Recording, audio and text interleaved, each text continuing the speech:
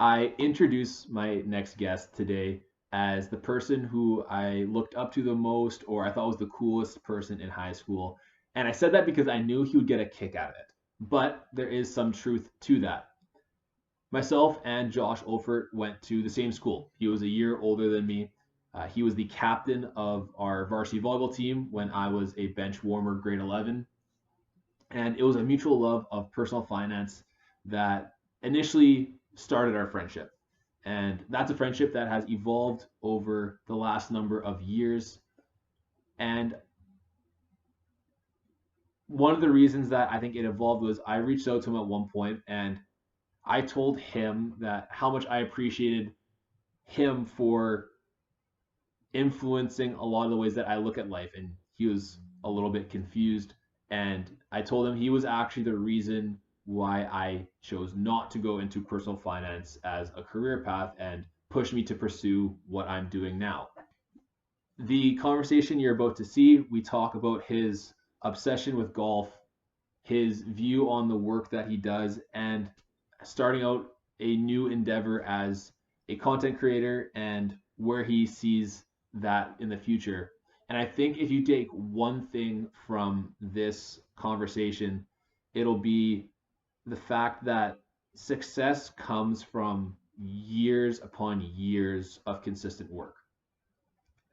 I know Josh is an example of that to me, and hopefully you guys can take something from this conversation because I know I did. Here is a conversation with Josh Olfert. I am now joined with the guy who I probably thought was the coolest guy in high school when we were in high school together. Oh, come on, you can't start with that. Absolutely, I can. That's the whole point of my cold opens. Josh Olfert. Josh, how are you today? I'm good now, man. No, I'm great.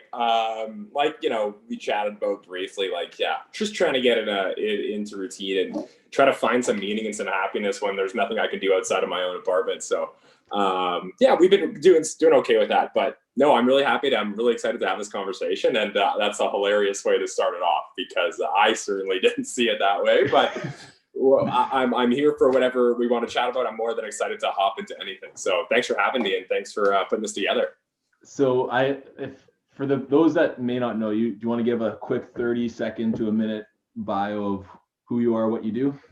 Yeah, for sure. Absolutely. So more than anything, I am a guy who is obsessed with being the captain of his own ship. I'd say that's really what this is all about at the end of the day. I'm really bad at taking instruction. I'm really bad at being assigned something or being told there's something I have to do. And it's not in some rebellious or angry kind of way. It's more so just I really love my time. There's certain things I get very obsessed about. I get obsessed with things very easily. And that means that I am this kind of guy who his North Star in life is how do I create a life or a place or an existence where I have full autonomy over what I get to spend my time doing and the work that I like to do and the hobbies I like to do and all that. So what that really transpired into is me getting obsessed with the idea of investing in financial independence. So it's not so much this thing where I was obsessed with money or making a lot of it or having a lot of cool things. I mean, at some points I misstepped and fell into those things. But for me, it was mostly how can I get myself a life where I have complete control over what I spend my time doing? How can I wake up every morning so that instead of seeing all these tasks that I don't really want to do, I can look at my 3-month vision or my 6-month or 5-year vision for my life and see what that day I can attack. So what that's led to is me becoming an investor and becoming a financial advisor. It's kind of weird. How did you go from one to the other? Well, I think investing and building wealth and financial independence, all of those things are really about finding a way to take control of your time and your trajectory in your life, not having someone tell you, what your limits of your potential is in your career. How can you start a business where you can be in the front seat of how far you go? How can we invest in a way that we're not trading our time for money every month and, always just trying to make ends meet? How can we be in a place where there isn't much limitation on our time or on our money? So I would say most people would know me as the founder of a company called Haven Wealth Management. That's pretty much where most people would know me from publicly. But other than that, lately I've started a YouTube channel because I'm just obsessed with the whole online content thing. I love having the dialogue like this. So yeah, Haven Wealth Management YouTube channel, and a guy that just is obsessed with his own hobbies and his own life and wants to just go all in on the things he likes. That's my little intro, I would say. Love it. And I think that does sum it up very well. And that actually segued perfectly into my first question. One of those obsessions has become golf. Yeah. Oh yeah. How are you dealing with the withdrawal symptoms of not being able to play?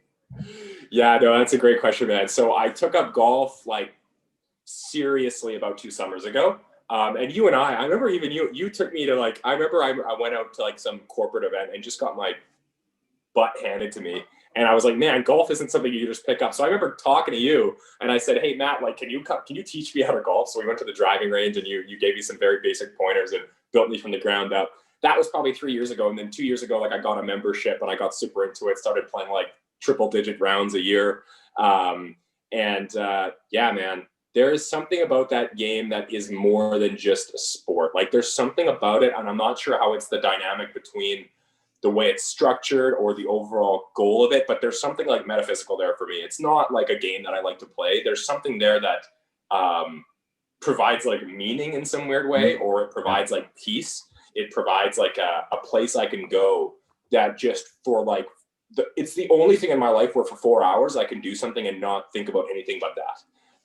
And I mean, sometimes work can feel like that and different, passions can feel like that, but golf has been big there. It's definitely hit me in some kind of weird way, which like some people would look at that and be like, what the heck is this guy talking about? Like that makes no sense. Like it's just a sport. Like you're going to waste your life hitting this white ball with a stick.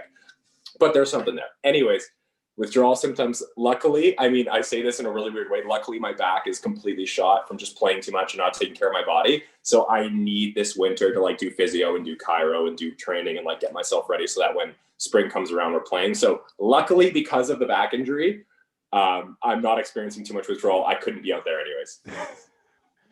And I don't think we got to play last summer. We played the summer before that, but it'll be something that we definitely play at least a couple of times. Oh no, we did play last summer. We played in a tournament, and we all were just having too much fun being around each other that we didn't really focus up too much. But we were awful as a team. Yeah, exactly. Yeah, I remember I missed my first putt like 6 feet short, and like it was not that. It was probably like a 12-footer. What I remember about that was just how nervous you were. Oh, dude, I'm I don't know how to explain it. Like for me, like when I'm around a new group of people playing that game, it's like I'm back at square one. I don't know what it is. Maybe it's this whole like social comparison thing. You want to make it look like, oh, it's like, well, you put so much time into like practicing and having an effort and putting in all that time to be better that when you're around people, it's like, I can't be a loser again. So what that means is I'm just not good enough, because once you're good enough at something, you don't worry about what other people think about because you're self-assured. So there's still a piece of you in that game that's like, man, I'm not nearly good enough that I can just play with a completely new group of people and be myself. I've explained to people that I've played in like provincial finals for basketball, and like overtime games, like really high pressure situations. And the first tee of a tournament will always be more nerve-wracking than that game of basketball. Oh yeah. Oh yeah. And no, it's exactly what you just said. It's the fact that like I knew exactly what my role was in basketball and I knew I could execute it like beyond a shadow of a doubt. And I've never had reached that point in golf where I just could step up and hit it, which I've kind of got to now. Yeah, yeah, for sure. And that's one of the lessons I took from you is just step up and hit it. And it's like, that's fantastic advice, but I think there's a lot of stepping up and hit it I have to do before I can just walk right into that.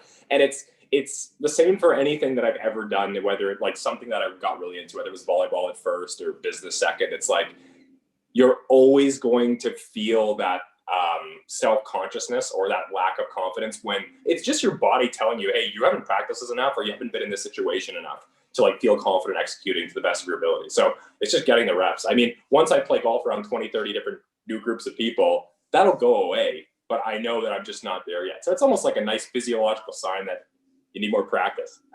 Absolutely. Another great, so because the other area I really wanted to talk to you about was your decision to now jump headlong into online content. Right. What was the initial, like, I know that's something that you've wanted to do, but what finally got you to say, like, I'm going to do this consistently? Yeah, great question.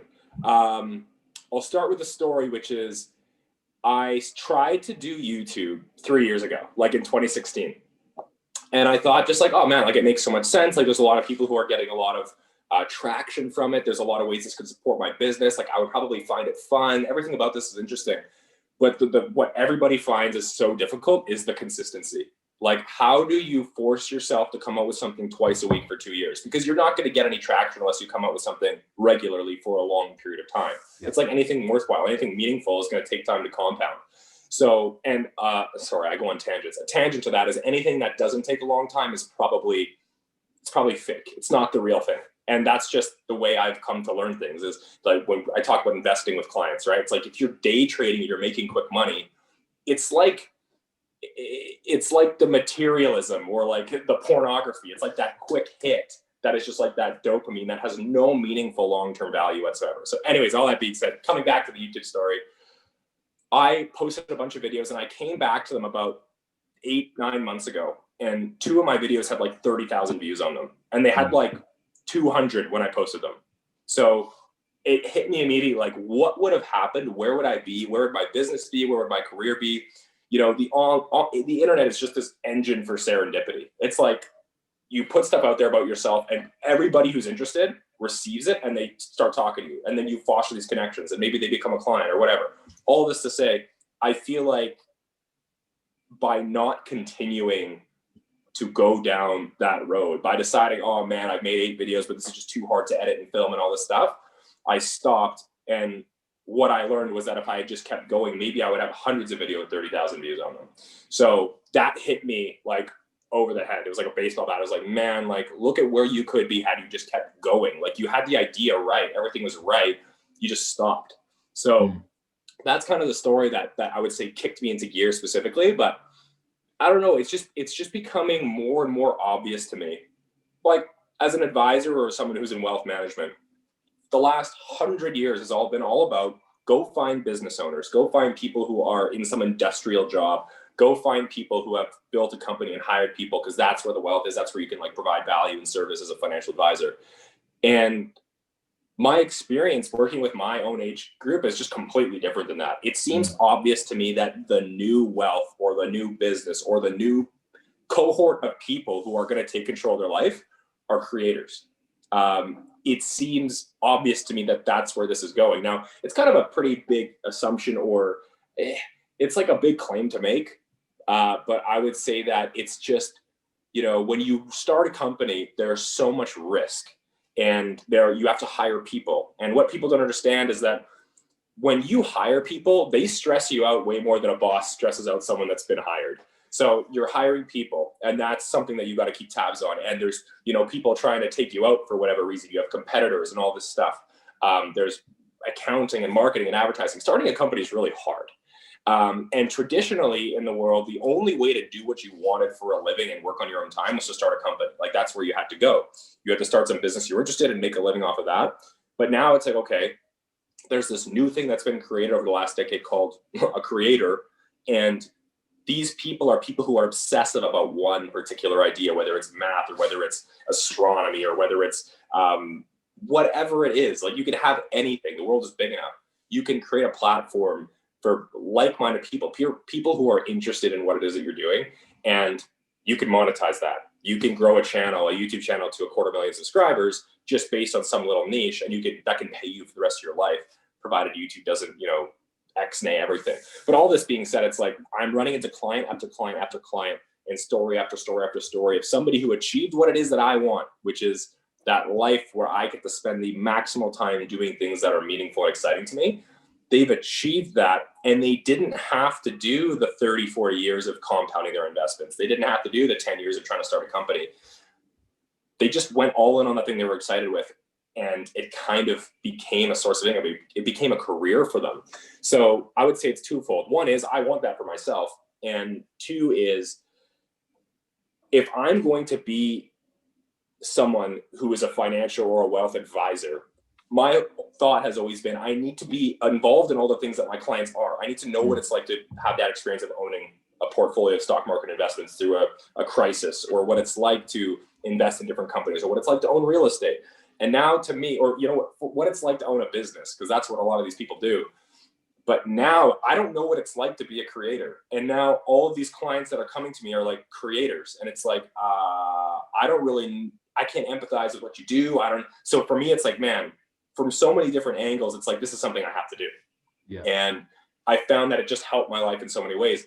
It's self-development to the 10th degree, because when I got in front of the camera for the first time, I was like a lost boy looking for his mom in the mall. Like, I was freaking out. I was red in the face. I was so scared the world was judging me. And that went away.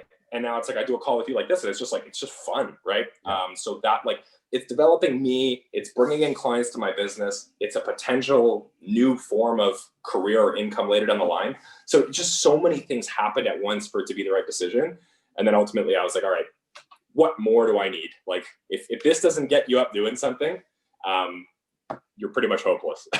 So that's my long-winded answer to what got me started there. And yeah, we were super lucky to, like, I think it was Friday, we got to 1,000 subscribers. So it's kind of rolling along slowly, but I'm not thinking twice about it until I get through 2 years of posting every week. Yeah. I think the creator mindset that you're at least attempting now is directly related to how you approach something like golf. Tell me more. So you just said, I'm not going to look at kind of whether I succeed or fail at this until 2 years of posting twice a week. Right. And what most people, when they pick up golf, is they spend a couple of lessons with somebody. They don't see these massive gains and they said, oh, I can't do this. Right. Whereas you have had the most obnoxious score improvement that I've ever seen in someone picking up golf. But it didn't come overnight. It came from 2 years of you legitimately obsessing over this thing. And right. It came from 10,000 range buckets. Like I said this like last year, but you probably hit more golf balls in the last 2 years than I have in the last 10. Yeah, but you have that built up decade of confidence that you can still slap me around a golf course. But when you go out and you shoot, because what was your low score last year? Oh man, I didn't even believe it. It was a sample error, so I might not even say my best one. I'll say my second best one. Okay. My second best one was probably 77. Somehow I shot a 71, but it was just, I couldn't recreate that. I couldn't do it again. Either way, you did end up shooting it, but you shot 7. Most people on a difficult golf course, most people do not come anywhere near that in 2 years. Interesting. Right? But the reason that you were able to do it was 2 years of nose to the grindstone, being okay with the plateaus and like slow gains. But here's something interesting, man. Like I agree with you so much. But the interesting thing about it is, like, it didn't even for a moment feel like I was working on it, you know? It was almost like, and this is so cliche, like, do something you enjoy, blah, blah, blah. I don't want to even go there because we've all heard it a million times. But it was such an interesting feeling because it wasn't something that I had to even think about. Yep. It was like, if I had an hour of free time, I was driving there.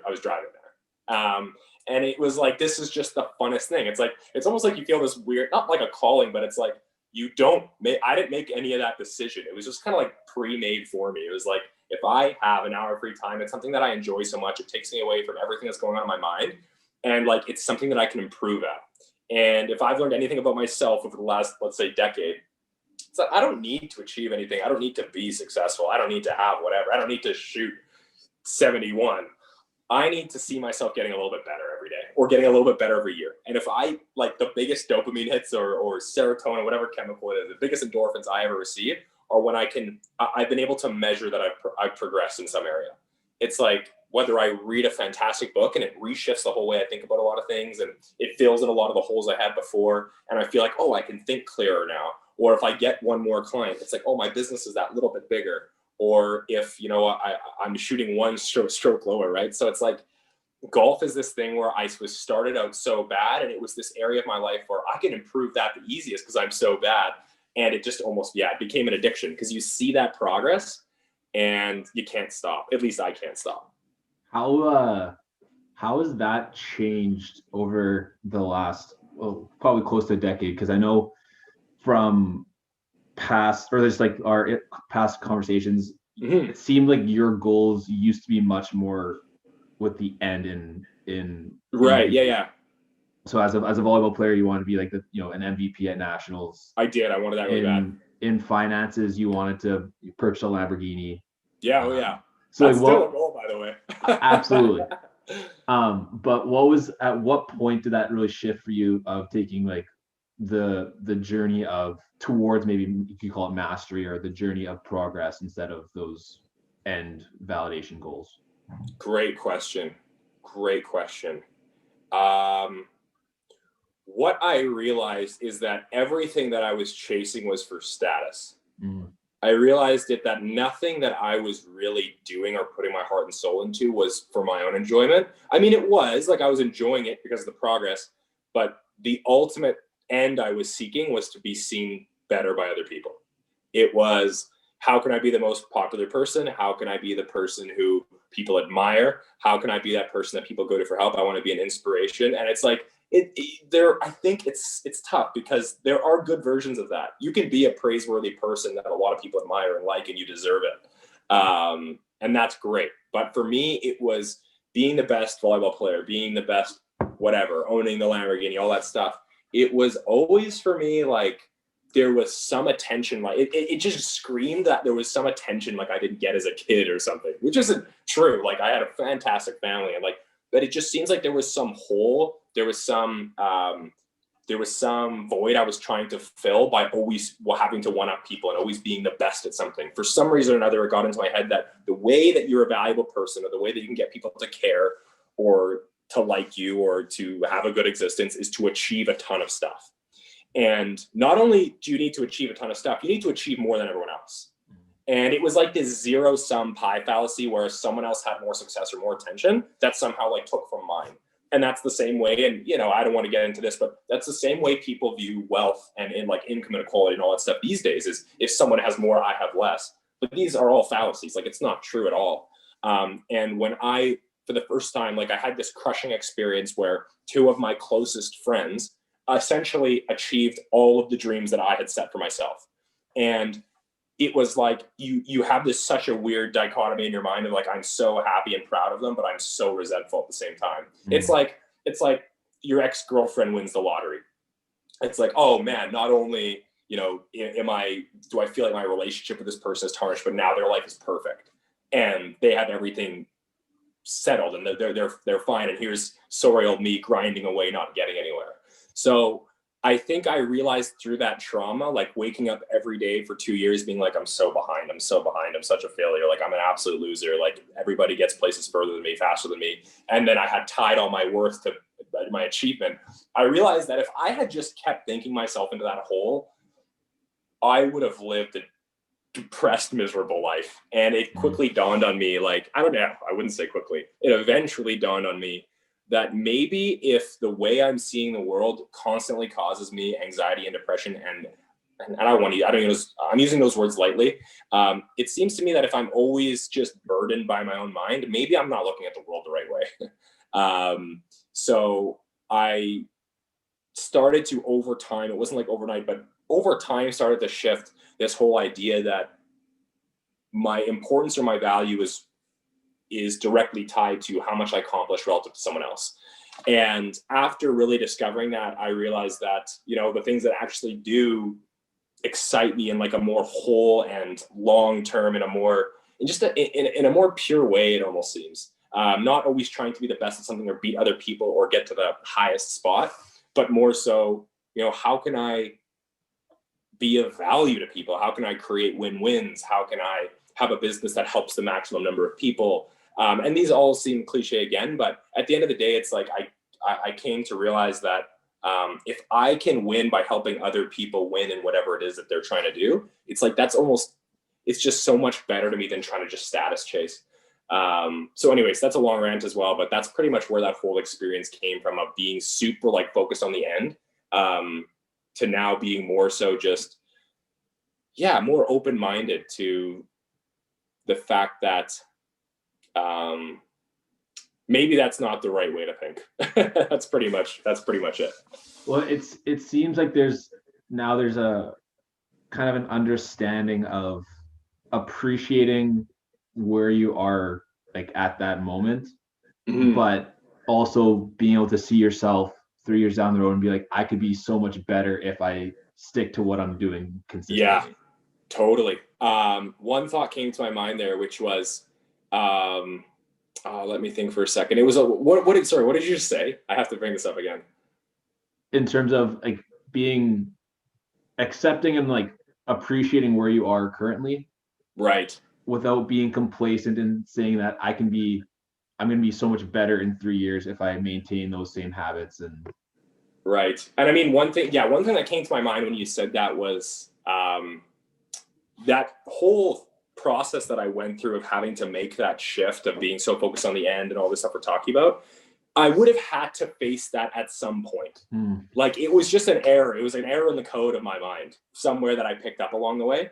And it was something that was either going to have to happen to me when I was 22, or it was going to have to happen to me when I was 42 or 62. And I'm lucky. I'm just super blessed that all of that, you transform so much as a young person. I'm blessed that I had all those transformations when there wasn't like a marriage on the line, or there wasn't a business that was completely on the line or anything like that, because yeah, it took a lot to get through that. But anyways. And so this is gonna be like probably the second last thing I ask, but Sure. I think it was 2 years ago we met up at a Starbucks and we had a great long an hour and a half, 2 hour conversation. We And one tend thing we that tend to do that. we do tend to do that whenever we do talk. The one thing that you brought up that you were doing at the time was you were basically grading yourself on various aspects of your day and keeping it like spreadsheet so you could like you had like an actual number kind of how good that day was in your own mind. Right. One, can you explain that? Two, are you still doing that? Yeah, great question. So I would say, yeah. So essentially, what I had was a spreadsheet, and I had all of the different areas of my life that I wanted to improve or make some noticeable change in. And I would rate myself, I believe, on a scale of 1 to 5 every single day. So it was certain things like around my fitness. Did I go to the gym? Did I eat the meals that I plan to eat? In my business, did I make sure all my clients are happy? Did I reach out to new potential opportunities? Whatever. Sports, all these different areas of my life that I wanted to make progress in, I had a daily ranking.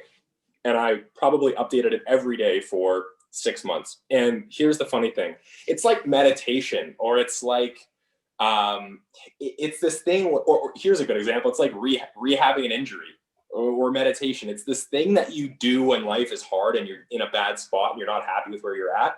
So you have to keep yourself accountable. And then once you start taking those actions and you realize, oh man, like every day I'm fulfilling my duties, I'm fulfilling my roles, I'm getting my meaning from that, life's getting better in certain areas, then your life gets better in certain areas. And that's what gets you there is that you take those daily, actions. And what happens is over time, you're like, oh, my life's pretty good. Like, I don't need to meditate anymore. Like, I can give up today because I feel great. And I can give up rehabbing my injury because I feel really good today because I've been rehabbing for the last 2 weeks. And my life feels great. I don't have to start recording this stuff anymore. So for me, something that I've always had the challenge with in my life, the thing that I have a weakness with is like, I have very few habits and rituals that I've stuck to for 10 years. I mean, you like the basics, shower in the morning, have a coffee, eat food, like those, but the things that I need to do to make me a better person, whether it's being in the gym more often or doing certain things in my business or whatever it might be, I have a hard time sticking to some strategy for a decade. I have a hard time making habits routine, something that I do over and over. So the answer in a long form is no, I don't do that every day, but I still obviously have some form of structure for what I want to get done every day, but it's no longer this like authoritarian, you have to do this, you have to do this, you have to do this, or else your day's a 0 to 5 and you fail. But I can probably bet you if my life gets to a point that as dire as that one before, I'll probably start doing it again. Just like I start meditating when I need to and rehabbing when I feel bad. So well, and I don't think there's anything wrong with being self-aware enough to know that like that's the case. Because I know I did something similar when I was like 3 years ago. I was in a really bad spot, and I just said, "Hey, I'm gonna use the game of basketball and try to get as good as I can at basketball." And I used it as a catalyst to change all these other habits in my life. So I got in the gym before 7 for 100 days in a row, and I was watching what I was eating, and all of a sudden it's like, oh, I'm going to try really hard at that so I can try really hard at other things. Yeah, that's and huge. And I started to document it. I wrote a blog, had another YouTube channel going. And then I realized like last spring, I was like, my life got significantly better back then. Then I stopped doing that stuff. Right. And now I'm kind of back at the same square one that I was. Totally. Yeah, it seems to me that there's these overflow habits. I think James Clear can't coin the term, but it's like there's certain habits that when you stick to, everything in your life changes. For me, if I'm going to the gym, it's like an overflow habit. If I'm reading good books and they're having that impact on my mind, I feel like everything stems from it. Because if you go to the gym and you have a great session, the last thing you want to do is stuff yourself with bad food because you're wasting that gym session. Yeah. And if you ate good food all day and you went to the gym, why would you ruin all that progress by not going to bed on time? And then why would you ruin all that progress by drinking alcohol? Or why would you ruin all that by doing this? And then if you read the book and you nailed your diet and all this stuff and your life's changing and you're getting these new perspectives, it's like, why would you waste them by not acting them out in the world? And it's like, there's these little habits that you have that once you get them moving, it almost attracts all this other great stuff to happen. So yeah, I think for me, it's always trying to find out like, what is that one overflow habit that like, what's that one step? Because we all know this whole like dilemma with New Year's resolutions, which is like, I'm going to lose 20 pounds. I'm going to eat perfectly. I'm going to do all this stuff. And it's like, you're just overloading your brain. Your brain just can't take that much change at once. So for me, it's like, what is the one single thing we can optimize for that's going to have a ripple effect through all the other things? Because I can maybe commit to reading a chapter of a book a day, but I don't know if I can commit to losing 20 pounds and eating perfectly and doing this and doing that, right? So anyways, that would be my take there. No, I love that. The Gary Keller's one thing's been mentioned a few times in my interviews, so that's very much a principle of that. What is that? Thing? Oh yeah, tell me more about that. So it's this principle that what one thing will make every other activity easier or non-essential. I love that. That's awesome. Great book, by the way, if you haven't read it. Very cool. Is it called The One Thing? Yeah. Oh, I have it on my shelf. I just haven't read it. It's a good one. That's Anyways, awesome. I appreciate your time there, Josh. I've told you that I appreciate you for different reasons before in the past. One of them being is Josh is the reason why I didn't go into personal finance as a career, which I told you that before. One of the other things that I realized as I was journaling recently was I believe it was your idea of budgeting out kind of like different tiers of your life. Yeah. And like actually setting a dollar value to them. Totally. That made me realize that most of the things that I get the most enjoyment out of don't cost very much money at all. And if anything, totally. I can get paid to do. So yeah, you're one of the biggest catalysts for the way that my lifestyle is set up. Well, that's fantastic, man. That makes me so happy. And I just think that we never are asked to like put our dream life on a piece of paper. And I think that if you were to think about what your dream life is, your mind obviously shoots at all these these cultural, social things that we've been taught. Like I want a really nice house and I want a really nice car and I want all this stuff and I want to take really big vacations.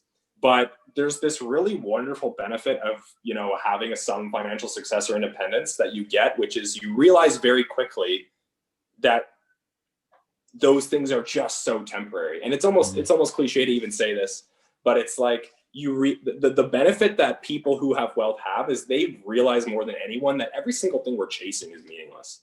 Like we can chase more and more and it's just going to be more and more meaningless stuff. So it's like you have to, and everybody's different. You have to figure out what is the thing that's actually going to bring me the most joy and fulfillment. And for me, like, I feel like I've done a decent job locating those things. It's more so about how do I maximize my life so I can do them more often, spend more time doing those things I really enjoy doing and outsourcing the things I don't like.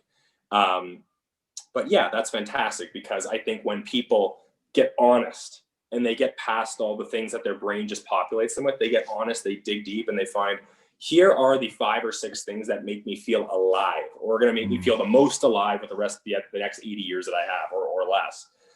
They realize that, whoa, Like I can put down on a piece of paper the things that the ideal life that I would like to have, and it doesn't seem that far out. Like it doesn't seem like this thing I can never have. I think we're just like so conditioned to accept, okay, like you want to aim for like 60%, 70%. You don't want to fly too high like Icarus, but you don't want to fly too low. And I think that everyone should just sincerely put down on a page like what is the most I can get out of my life, and how do I spend the maximum amount of time pursuing that? Because what more meaningful thing is there to do with your time than to try to build up a future that makes you more excited than any other future? So I'm super happy that if that is one thing that resonated with you and that you were able to implement, because you have succeeded massively. I often say in my mind and to other people, it's like Matt is the guy who's found a way to optimize his life for the things he genuinely cares about. Like maybe Matt hasn't chosen to optimize his life for money and status. Matt's optimized his life to spend the most time doing the things that he really enjoys doing, and either getting the things he really likes to do for free, or finding some way to instruct in that area, or to just surround yourself there so that you're getting all these different benefits of being paid to do it and getting to do it. So I admire you in that regard, and I think you're living that out perfectly. So Well, I appreciate that, and I don't think of a better way I could end this. So thank you very much, sir. Wonderful. Appreciate Thanks, your time. man. Appreciate it, my dude. Good to see you.